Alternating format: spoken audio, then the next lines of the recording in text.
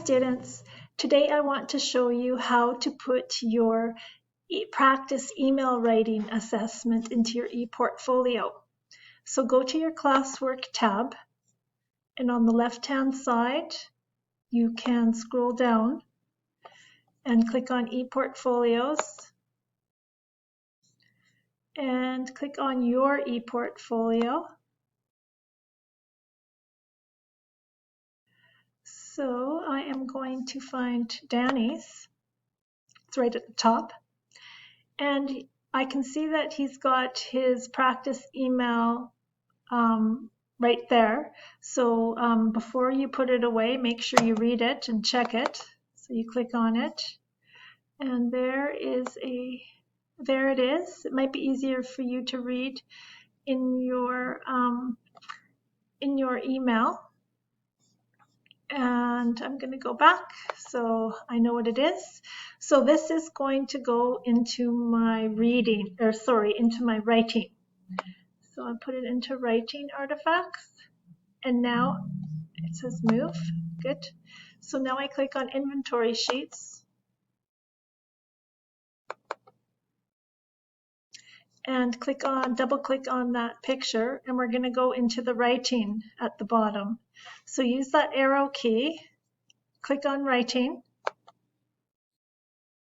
Okay, so I'm going to use the arrow to move down, and this is going to be called writing artifact number 2, and today's date is March 8th.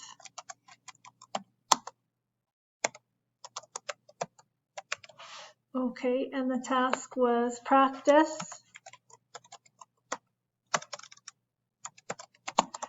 email writing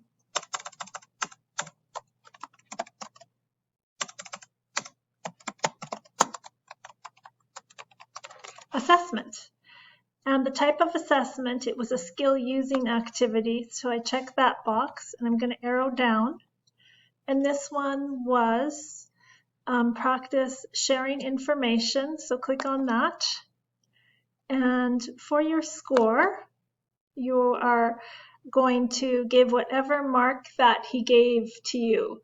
So if you got a 13 out of 16, you put it there, whatever your mark was. So maybe your score was 15 out of 16. Okay, I'm not sure.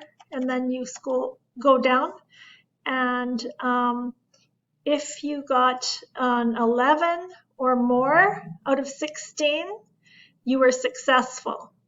If you got 10, 9, 8, you were almost there.